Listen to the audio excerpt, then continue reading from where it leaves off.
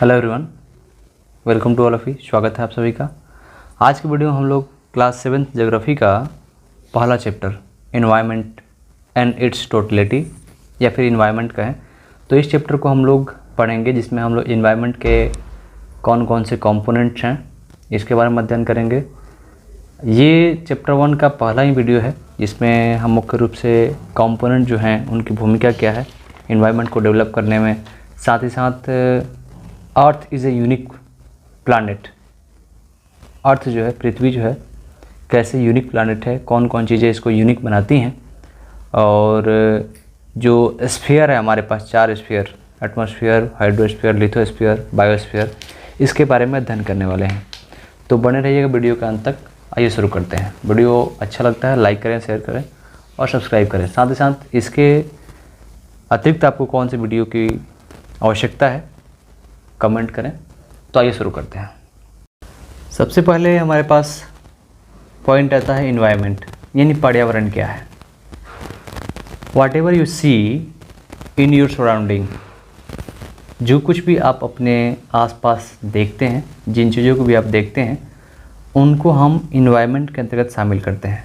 जैसे mountains, roads, tree, animals, road, car, cloth, books, ये सभी हमारे पर्यावरण के हिस्से हैं, इन्वायरमेंट के अंतर्गत आते हैं। या फिर यूँ कहें, environment that exist around us in human या बायोलॉजिकल एंड फिजिकल फॉर्म। जो कुछ भी हमारे पास या हमारे आसपास दिखाई देती हों, चाहे बायोलॉजिकल हो, फिजिकल चीज़ें हों, उन सभी को हम इन्वायरमेंट के पार्ट के रूप में जानते हैं। अगला पॉइंट है कि इन्वायरमेंट के कितने पार्ट हैं, how many types of environment. तो मुख्यतः इसे 2 भागों में हम बांटते हैं। पहला है नेचुरल इन्वायरमेंट और दूसरा ह्यूमन इन्वायरमेंट, यानी कि प्राकृतिक पर्यावरण, और दूसरा मानव निर्मित पर्यावरण। तो प्राकृतिक पर्यावरण को डिफाइन करने से यहाँ आप देखेंगे तो प्राकृतिक पर्यावरण के अंतर्गत, नेचुरल इन्वायरमेंट के अंतर्गत 2 कंपोनेंट्स शामिल होते हैं। पहला है हमारे पास नॉन लिविंग और बायोटिक कंपोनेंट्स। ठीक है, 2 घटक शामिल होते हैं। पहला नॉन लिविंग या फिर अबायोटिक कंपोनेंट, और दूसरा हमारे पास है लिविंग और बायोटिक कंपोनेंट, यानी कि सजीव या फिर जैव घटक। तो नॉन लिविंग कंपोनेंट के अंतर्गत आप देखेंगे तो इसमें हम शामिल करते हैं rock, soil, sunlight, temperature, air, water etcetera. ये सभी निर्जीव चीज़ें होती हैं जो हमारे आसपास होती हैं, और ये मिलकर हमारे पर्यावरण को निर्मित करती हैं। इसे हम फिजिकल इन्वायरमेंट के नाम से भी जानते हैं, भौतिक पर्यावरण के नाम से भी इसे जानते हैं। दूसरा हमारे पास है लिविंग और बायोटिक कंपोनेंट, यानी सजीव या फिर जैव घटक कंपोनेंट, यानी घटक। तो इसमें आप देखेंगे तो उन चीज़ों को इंक्लूड किया जाता है जो सजीव हैं, जैसे प्लांट, एनिमल्स, ह्यूमन बींग्स, ये सभी मिलकर लिविंग या बायोटिक कंपोनेंट को बनाते हैं। इसे हम बायोलॉजिकल इन्वायरमेंट, ठीक है, बायोलॉजिकल इन्वायरमेंट के रूप में भी जानते हैं। जीव पर्यावरण के नाम से भी इसे जानते हैं। तो यहाँ पर हमने नेचुरल इन्वायरमेंट के बारे में जाना। अब नेचुरल इन्वायरमेंट के बाद देखते हैं नेक्स्ट अपना ह्यूमन एनवायरनमेंट, यानी कि मानव पर्यावरण।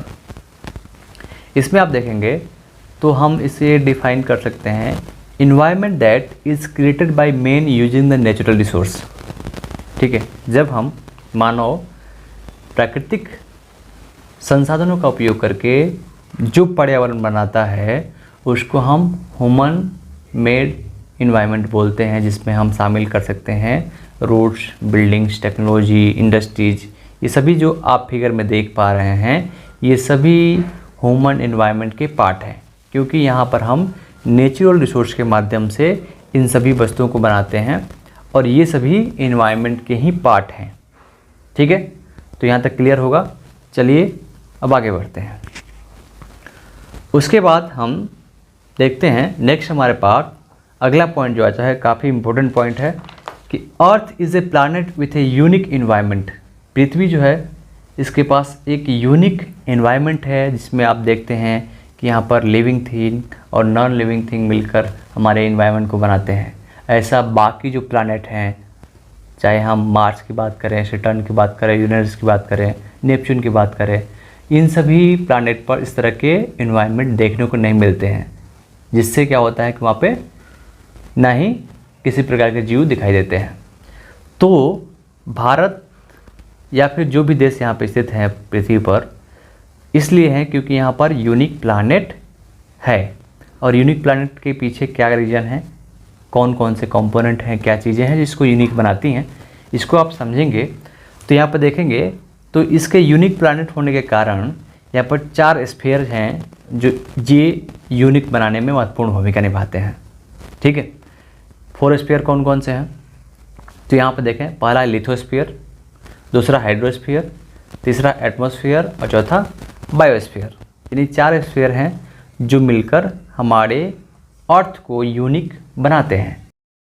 अब आइए हम एक एक करके चारों जो स्फीयर है हमारे पास, इनको देख लेते हैं, इसमें कौन कौन चीज़ें शामिल होती हैं। तो लिथोस्फीयर देखेंगे पहला पॉइंट। तो लिथोस्फीयर में upper most layer of the earth consisting of rocks and soil, जो पृथ्वी का ऊपरी परत लगभग 100 किलोमीटर आप मान लें, ठीक है, 100 किलोमीटर जो ऊपरी परत है जिसमें चट्टान और मिट्टी, ठीक है, जिसको भूमि के नाम से जानते हैं, इसे हम लिथोस्फीयर या फिर स्थल मंडल के रूप में जानते हैं। किस नाम से? स्थल मंडल के नाम से। ठीक है, जो आपको ये पहला स्फीयर हो गया। दूसरा हमारे पास है हाइड्रोस्फीयर। हाइड्रोस्फीयर जिसमें आप देखेंगे तो हाइड्रोस्फीयर में शामिल की जाएंगी including all the water bodies on the earth surface. और ऑल द वाटर बॉडीज में क्या आप देखेंगे तो जल के तीन रूप होते हैं। कौन कौन से? गैसीय अवस्था, द्रवित अवस्था या फिर आपको ठोस अवस्था।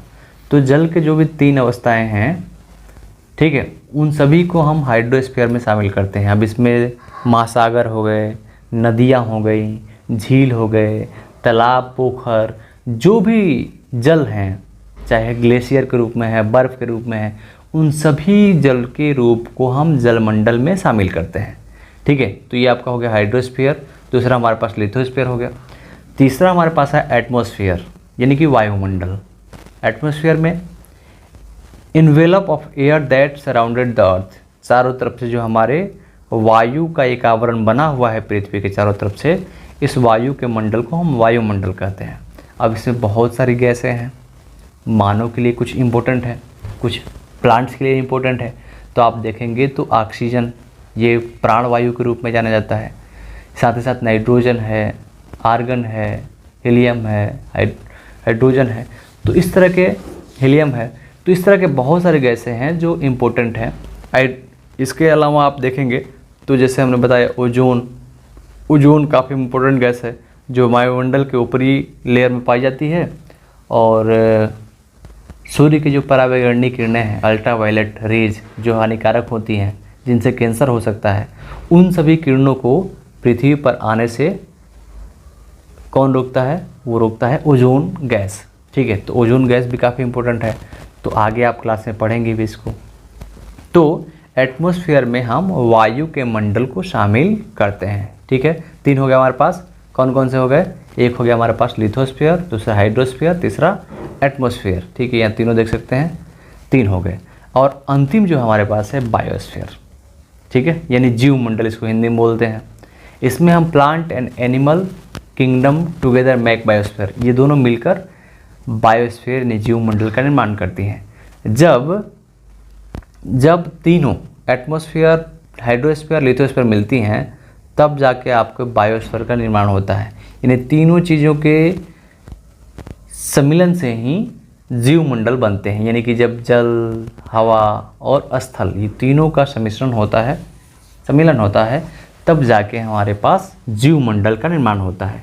और यही चीज़ें हैं जो पृथ्वी को एक यूनिक प्लैनेट के रूप में डेवलप करती हैं।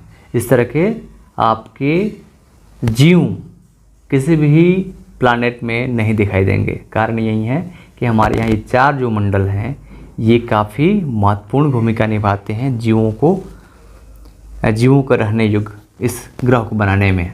ठीक है, तो आज की वीडियो में इतना ही। मुझे विश्वास है कि ये वीडियो काफ़ी आपको हेल्पफुल होगा। अगर अच्छा लगता है तो कमेंट करें। मिलते हैं अगले वीडियो में, तब तक के लिए बहुत बहुत धन्यवाद।